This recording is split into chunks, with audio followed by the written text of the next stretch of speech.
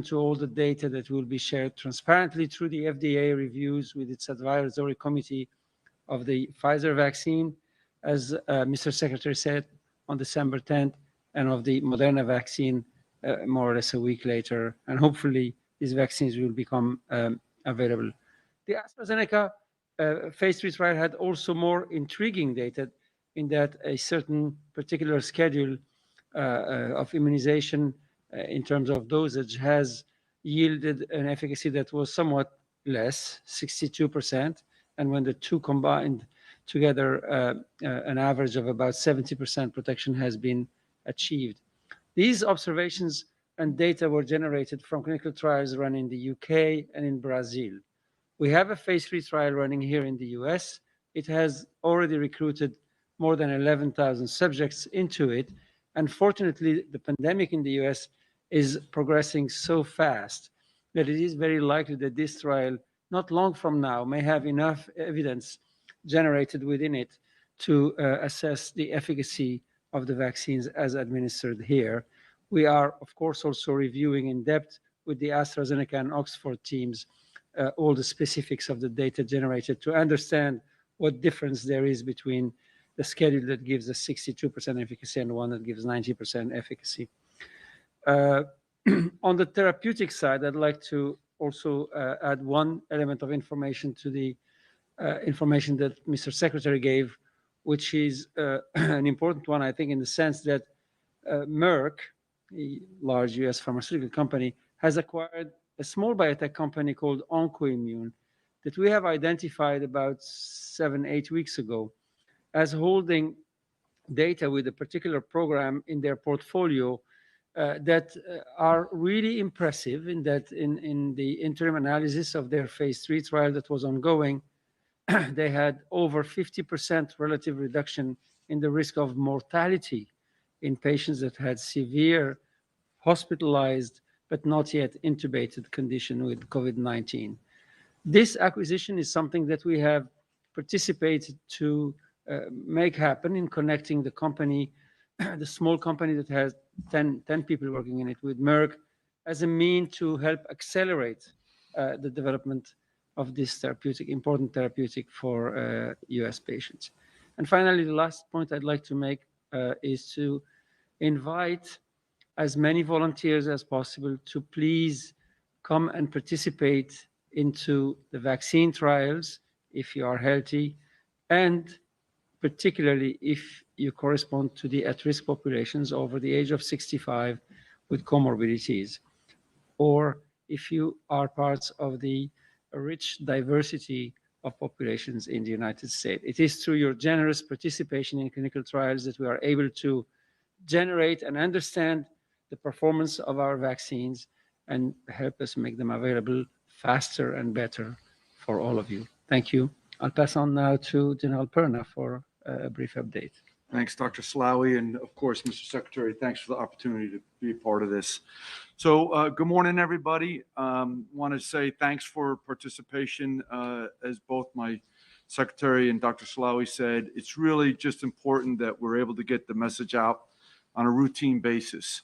So thank you for that. Last week, I talked about our distribution and our method. Just as a recap, we chose a whole of America approach in distribution for two reasons. One, we wanted the experts who know how to do this to help us plan and be a part of it to ensure that we had the right capability and capacity. So from Pfizer, Moderna, McKesson Trucking, through FedEx, UPS, down to the pharmacies such as CVS and Walgreens, and many others. The intent was to integrate, synchronize, and capitalize on known professionals who know how to execute this. Our cornerstone is the CDC. These experts know how to distribute vaccines. They do it annually, and we were able to take all their lessons learned over the years and apply them into the plan. Second reason we chose this whole of America approach is we wanted the American people to have confidence in the process, not to be afraid of or enamored by all the grandiose schemes but yet just know that the common names of America are distributing the vaccine to them, and that when they have the vaccine administered, it'll be in locations that they're comfortable with: local hospitals, doctors' offices, local pharmacies such as CVS and Walgreens, or private pharmacies supporting rural areas. So again, it was about making sure we had the capability and capacity, and two, giving the American people the confidence that the vaccine will be delivered on a timely and routine manner. So today, with that said, I'd like to talk about three things. One, our allocation strategy. Two, the Pfizer testing that they've been doing in moving their product around the nation in their containers.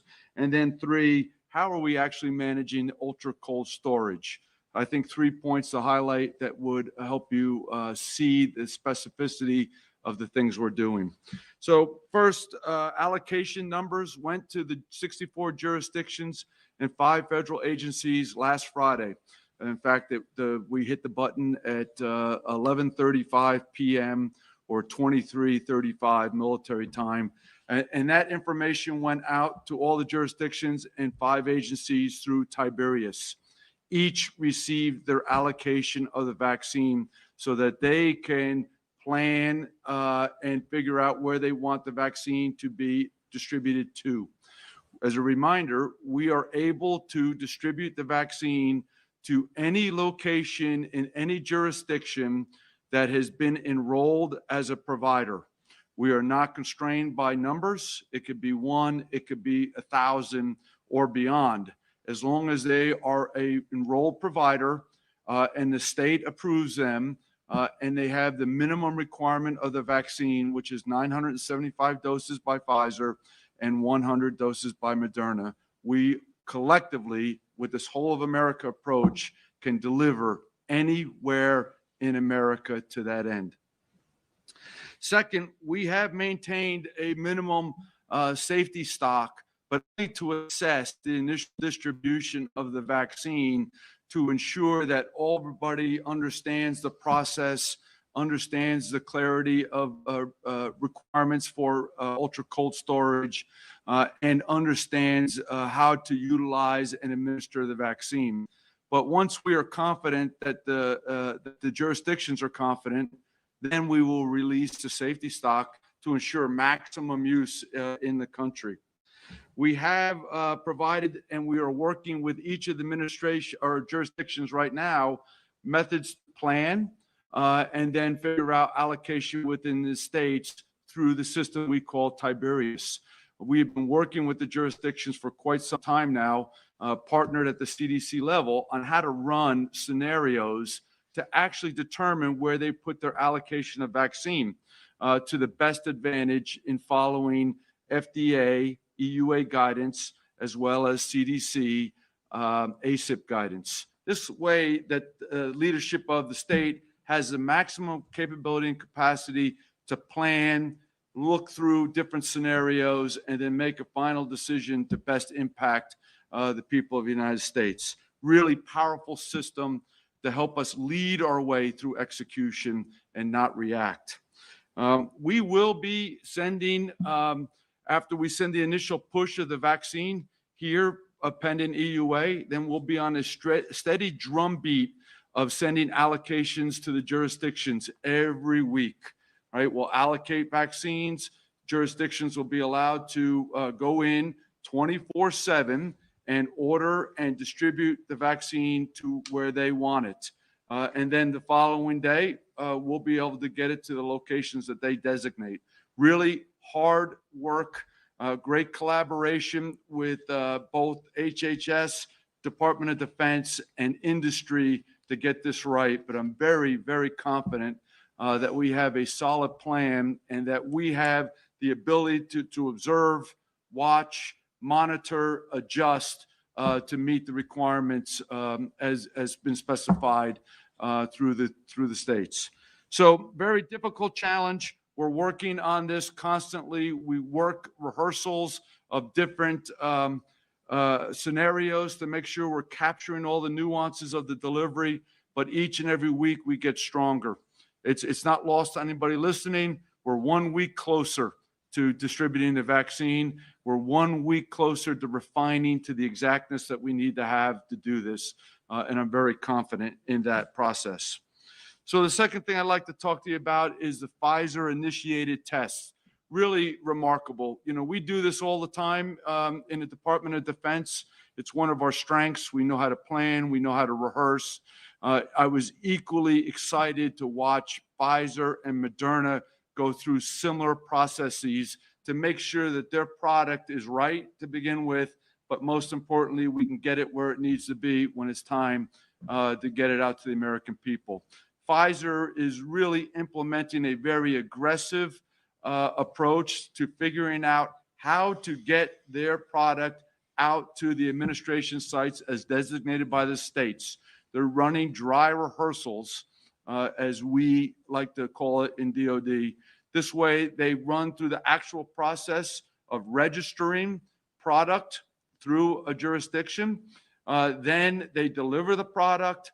Then they walk the administration sites through the actual opening and how do they manage the product out of the container. Really powerful to watch and see people learning. Pfizer is capturing lessons learned, and they're putting it in training product fact sheets, as well as creating YouTube-like videos for everybody to observe and monitor. We started small at 4 locations. We recently expanded to 10 locations. We are going to go to the remaining 54 locations to ensure that everybody has an understanding of this. What we have found in general is initial hesitation once the product is received.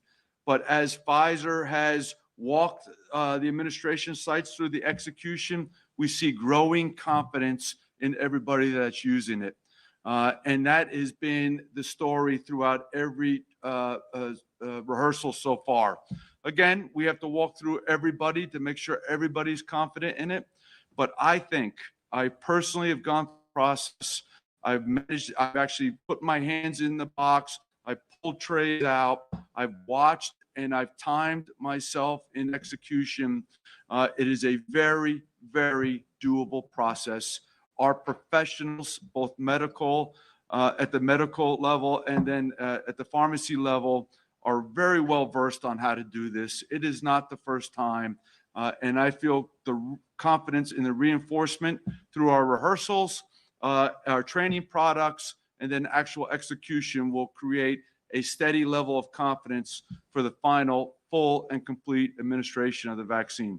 So well done by Pfizer and Moderna, getting ready to do similar acts accordingly. So last but not least, it is about the ultra cold storage of the vaccine. We've all heard Pfizer vaccine has a requirement of minus 80 degrees, right, at ultra cold storage. This freezer is important, but not to a limiting end. In other words, Pfizer has created a container which is augmented with dry ice that maintains the vaccine at the appropriate level. In doing so, they've enabled the extension of vaccine storage at the to maintain the right stability for up to 20 days. Really a tremendous effort, as I just described in the training that they're doing, to ensure that the vaccine is available and stable and appropriate for administration. And we feel confident that if states plan to the right dosage at the right locations, that the drumbeat, the cadence, the administration of vaccine to the minimum amount, which is 975 doses, is very doable within the 20 days. Clearly, we have to have a plan. Clearly, we have to hold ourselves accountable to administering that, but it is a plan that can be done, and we feel confident in talking with the jurisdictions that they've worked through these details to ensure that the vaccine is used appropriately and without any waste, which is the biggest important factor for us. So a challenge, yes, but it should not hold us back from administering a very good vaccine to the American people. Moderna is a different case. They're at minus 20 degrees. minus 20 degrees is equivalent to a normal kitchen refrigerator freezer, or a freezer that is most commonly found in most pharmacies, etc. It has greater stability in that it can go in refrigeration for up to 30 days. Yes, so it becomes a vaccine that its administration becomes easier to do, and it will enable us to get to many places throughout the country, as we've talked about before, from inner city out to rural America. It produces an advantage to that end. But I will tell you that I believe the jurisdictions are ready. They've been well informed on the information of both vaccines, both requirements for cold chain storage. They have added capability and capacity as required. They have trained people to administer it. They have contacted pharmacies for support like Walgreens and CVS to help them. And we are well on our way to successfully administering both vaccines to the American people in the near future. So, Mr. Secretary, that concludes my comments. Thank you, General. And at this point, we'll take questions from the media.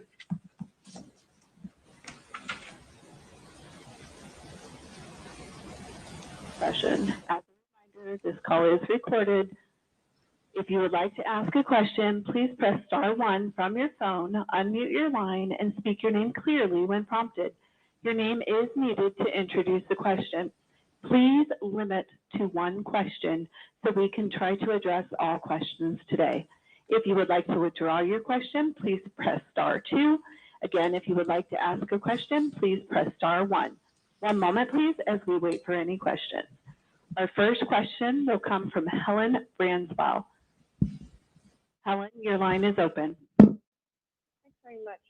This is probably a dumb question, but can you talk us through the logistics of how this will work? Somebody, a hospital in, say, Reno gets 995 doses of the Pfizer vaccine.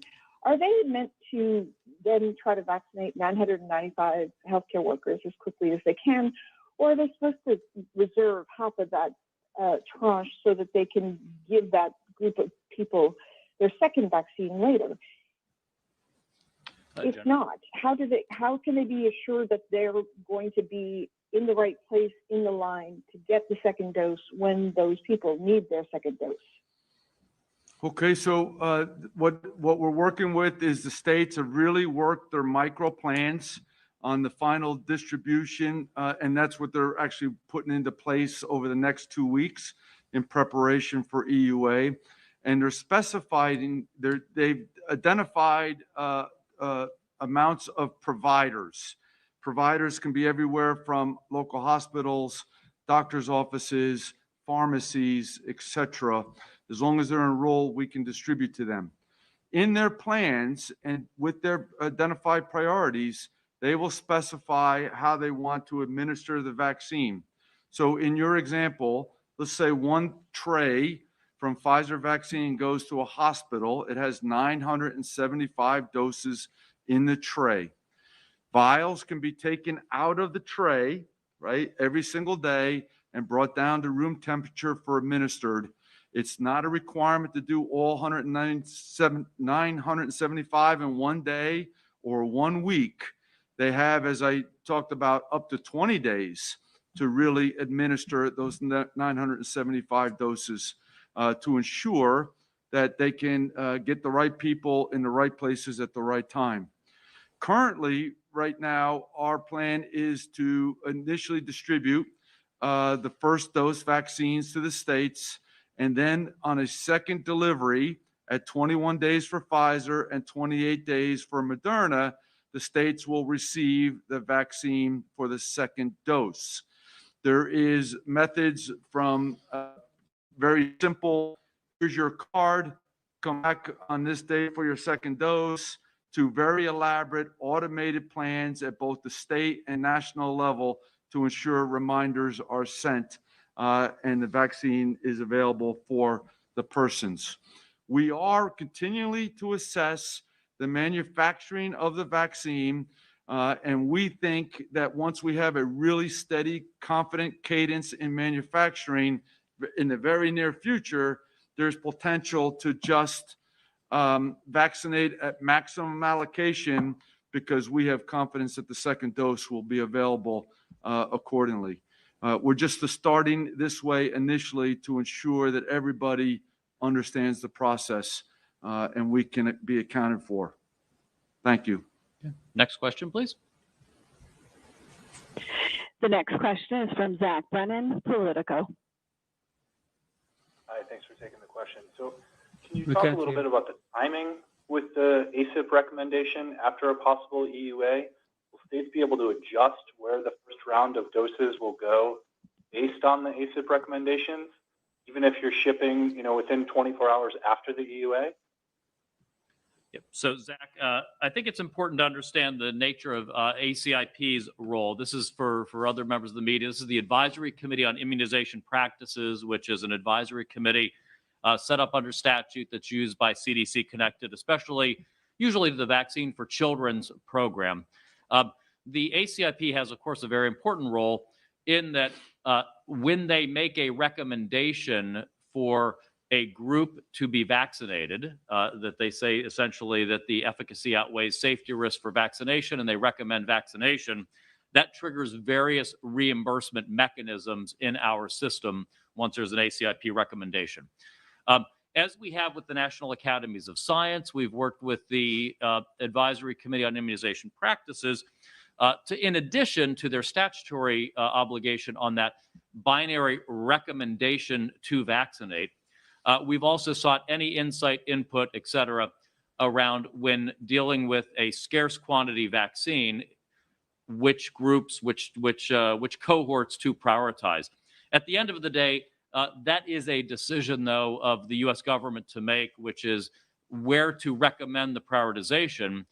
And in the final say, it will be our nation's governors in implementing the distribution plans to tell us, as General Perna has repeatedly said, where to ship, and they will decide whom the vaccine is given to.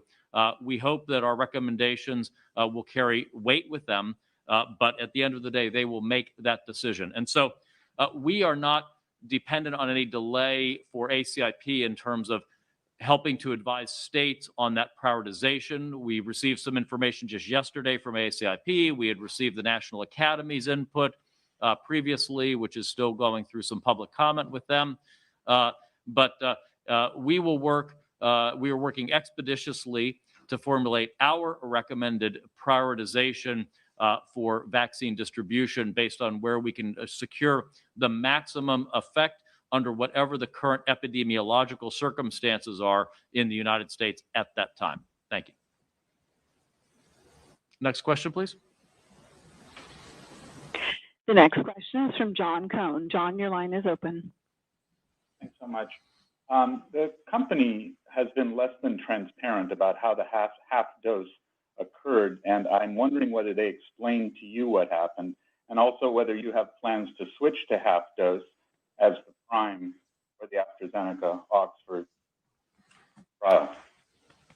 Yes, so we have been made aware of the what's called now the half dose at the time it has happened. This was a change in the way the quantity of vaccine, the amount of vaccine put in a vial was tested. And when they realized that there was an error or a change in the approach and the technique used, they corrected it. And in the meantime, about 3,000 subjects were recruited, half of them in the placebo and half of them in the vaccine group. And that's the cohort that has shown 90% efficacy. That's, I would say, the fact in terms of what has been inputted into the vaccinees. What we are now looking to analyze is what immune response has been induced in those who have received the half dose and the full dose versus those that have received twice the full dose, and understand whether there are differences in the immune response induced. You should also know that there are also differences in the age brackets present in the cohorts, in that the first cohort that received the half dose and full dose, followed by a full dose, had a cap on the age at the age of 55, when there are older people included in the study that received full dose and full dose. So there are a number of variables that we need to understand, and what has been the role of each one of them in achieving the difference in efficacy. Once we understand, then we'll make a decision as to whether to, for instance, modify in part the ongoing phase 3 trial here and introduce, for instance, a half dose and full dose or any otherwise. But we want it to be based on data and science because we understand the input, but we don't understand the consequences of the input. I should just say for completeness scientifically that the 90% efficacy group and the 62% efficacy group are overlapping statistically. So it is still possible that that difference is a random difference. It's unlikely, but it's still possible that it's a random difference. We need to understand what's behind it scientifically. Thank you. Next question. The next question is from Carl O'Donnell. Carl, your line is open. Hi, this is Carl O'Donnell from Reuters. You mentioned that you had given some guidance to the states in terms of the general size of the initial allocation of vaccine that they're going to get to help them prepare. Do you have a national figure at this point for the amount of vaccine that'll be distributed overall to the different states and jurisdictions? And what is that figure? And are you confident that we'll still get to the 40 million figure overall by the end of the year? So yes, I do feel confident that we're going to get to as close as we can to 40 million at the end of the year. I mean, snap the chalk line, what exactly comes off, we'll know at the end. But I do feel confident, and we've planned scenarios to that end, and we've worked with the jurisdictions for the total amount through December. The initial amount, as we were speculating on when EUA would come out, because we're not involved in that process, literally on the whiteboard, we're trying to figure out when that decision might be made. I finally made the decision Friday night, late Friday night, to snap the chalk line so states could prioritize based on amount. That amount that we allocated to the country was 6.4 million doses of vaccine. And then what will happen if there's more available after the initial push, then it will go out in the following weekly cadences of distribution accordingly. But yes, 40 million by the end of the year. Next question, please. Next question is Dan Bergano, BuzzFeed News. Thanks very much. I'm wondering if you have any concern that the general population will be disappointed when they figure out the prioritization is going on, that it's going to healthcare workers and nursing homes, that sort of thing, and not the sort of the general public until it sounds like months from now. Months have been discussed, like April to June, thereabouts. If you had any guidance on that as well, that would be great. Thanks very much. Well, Dan, we've been very transparent throughout for the American people and for you all about the timelines as we best understand them at each step of the way and potential prioritized groups. Of course, we have not announced recommended prioritization. We've talked about some core groups that make some fairly obvious sense, especially in light of the National Academy's input and the Advisory Committee on Immunization Practices focus. Those, of course, are those in nursing homes, as you mentioned, our most vulnerable citizens, our healthcare workers who are on the front lines, our first responders. Those are some of the broad groups we've talked about. And we've focused and we've said that we expect by the end of December to have enough vaccine to vaccinate those who are most vulnerable, just by way of sizing and scaling. That by the end of January, we think we would have enough to vaccinate our senior citizens as well as our healthcare workers and first responders. And then, as the general has talked about, progressively, week after week, just more vaccine keeps coming off of the production, gets quality controlled and released into the system, additional prioritized groups, or eventually just general vaccination availability, to the point that in the second quarter of next year, we believe we'd have enough vaccine from all sources to be able to make that so that anyone who wanted to get a vaccine in the United States would be able to get that. But that's a progression, a constant progression. And so we've been very clear for months, really, about that sequence. And that's the best we can do, is just to use forums like these and others to educate in that regard. We have time for 3 more questions.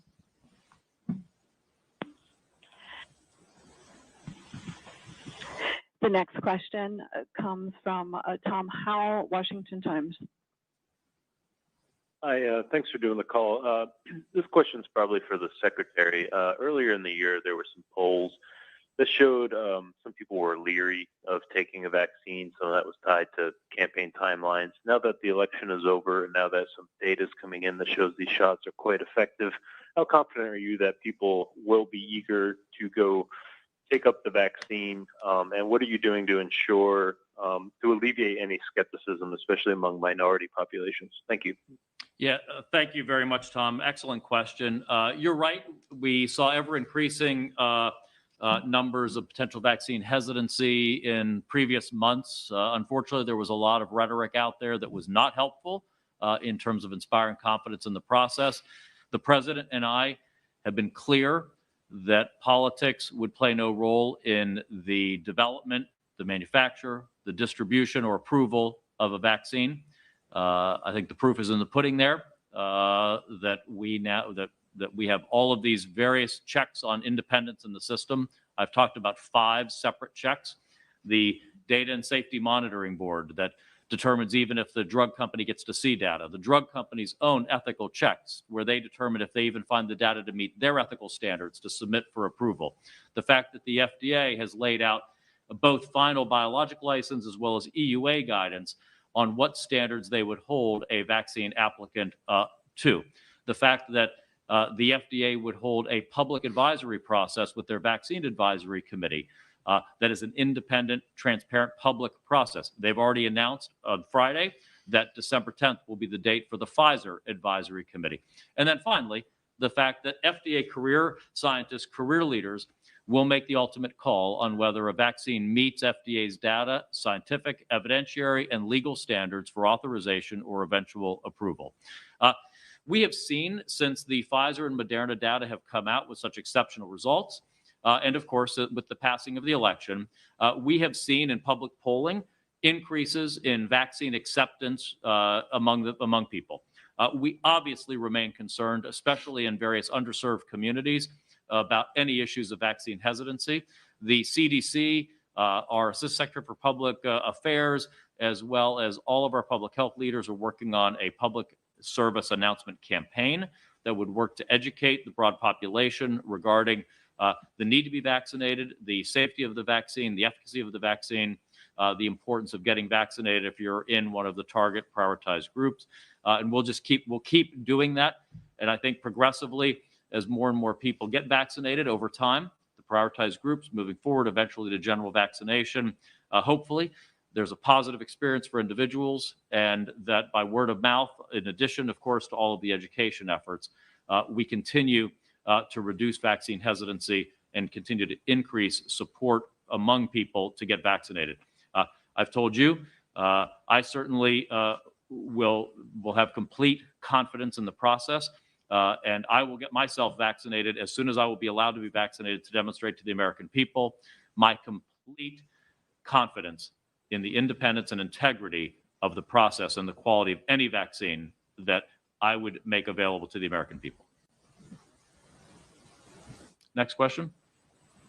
The next question is from Andrew Dunn, Business Insider. Andrew, you may begin.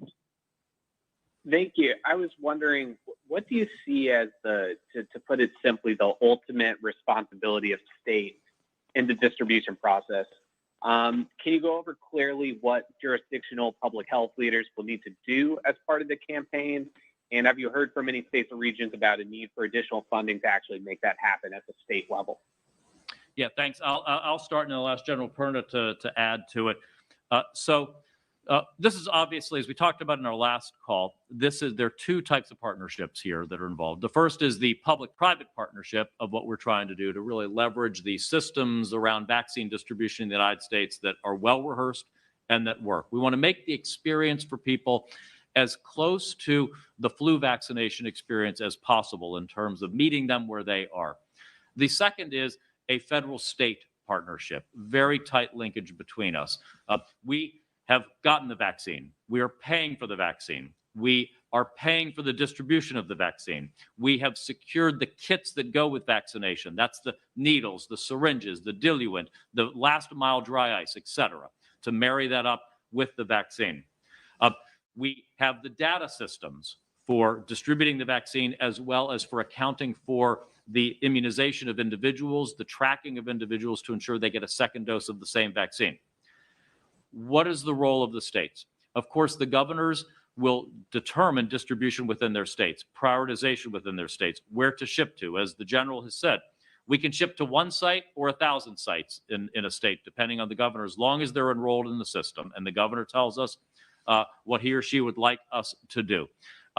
That's one. Tell us, as almost an air traffic controller, where would you like us to send or have sent the product? The second is ensure your data systems are working with ours and that you've signed data use agreements to ensure the ability of coordination of information across the United States, so that if somebody gets vaccinated with the first dose in New York, and they then go down to Florida for the rest of the winter, they can get their second dose in Florida. And if it was Pfizer, it remains Pfizer. If it was Moderna, it remains Moderna. These states will obviously, if there are additional areas that they would like to ensure distribution to beyond the normal traditional mechanisms that we've worked on, hospitals, chain drugstores, community pharmacies, community health centers, public health departments, if governors feel there's a need for customized other approaches, they are fully at liberty to set those up. That is part of them being in the driver's seat on that localized micro distribution planning. We've put out $340 million for flu and COVID-19 vaccination to date. Another $140 million is going out in December. Money should not be the barrier to effective, efficient distribution of the product, working with the states. But it is important to remember just how much of this entire process is already federally funded and federally supported in partnership with the states. General? Mr. Secretary, I am 100% agreement in everything you said and have nothing to add. Thank you, General. One last question, I believe, Michael? Thank you. The next question is from Jared Hopkins. Jared, your line is open. Thanks. Jared Hopkins from the Wall Street Journal. Regarding allocation, previously the CDC said that besides population, local spread of COVID was going to be a factor for determining for each state. So can you explain sort of how you guys decided on each state's individual allocations within that 6 million that you mentioned earlier? Is it based on infection rates from Friday or something else? Yeah, so Jared, given the national spread of the disease at this point, and unfortunately for the foreseeable future, working and seeking consultation with the governors. We asked the governors for input on allocation methodology. We didn't receive feedback from many, but the feedback we did get was supportive of what we proposed, which was to keep this simple and on the initial allocations to follow a per capita over the age of 18 population-based formula for distributing the vaccine. We wanted to keep this simple, first because we're seeing effectively nationwide spread and susceptibility to the disease, but also once we pass through these initial tranches where we're in much more of a scarcity situation, we're eventually going to get to the point where it would need to be per capita. And so instead of having multiple methodologies, we thought it best to keep it simple. The governor supported that from the feedback that we received. So that was the approach we took, correct, General? Exactly right, Mr. Secretary. So we thought that would be the fairest approach, the most consistent. I want to thank you all for this. We're going to keep doing this weekly or as much as needed. We want to make sure that you're getting your questions answered, that we're being transparent about our Operation Warp Speed work on therapeutics, on vaccines, on distribution practices. I was not asked about this, but I do want to let you know that consistent with the GSA administrator's ascertainment yesterday, last night, our top career official, Rear Admiral Schwartz, who has been leading our transition planning efforts, was last night in communication with the Biden transition team. We are immediately getting them all of the pre-prepared transition briefing materials. We will ensure coordinated briefings with them to ensure they're getting whatever information that they feel they need that's consistent with statute and past practice.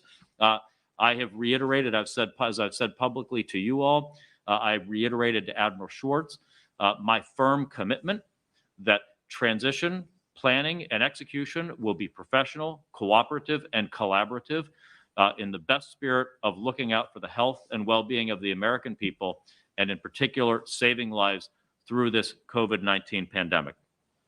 I want to say, again, just thanks to the support, unwavering and constant and personal support that this team has had from President Trump from the beginning to create Operation Warp Speed, to give us the full funding of resources and the independence to act with speed and agility. We now have phase 3 data on 3 vaccines, 3 more vaccines in active study. 5 therapeutics now are authorized or approved by the FDA to help people suffering from COVID. So much is already here. So much is on the way. As I say, hope and help are on the way. But that also means we're bridging right now. We're bridging to when we have these vaccines that General Perna is going to ensure are getting out there to our most vulnerable and to our healthcare workers and our first responders and eventually the broad American population. It means we need to bridge through our individual behaviors. We want to make sure that everybody can get to the day of experiencing the benefits of the work that that team is delivering. And that means wash your hands, watch your distance, wear your face coverings when you can't watch your distance, stay out of settings where you can't do those things. Be especially mindful of indoor gatherings, especially those where you might let your guard down, like household gatherings, overcrowded indoor restaurants, indoor bars. Especially now, as we approach Thanksgiving, I ask all Americans, please be on guard, take care of yourselves, be careful, because there is such a bright day ahead with what this team is delivering on vaccines and therapeutics. We want to make sure that everybody is here for next year's Thanksgiving. So thank you all very much, and members of the media, thank you for helping us in our efforts to ensure the American people go on this journey with us. Thank you. Thank you all. You can send any follow-up questions to our press office at media@hhs.gov. Thank you all for joining today's briefing.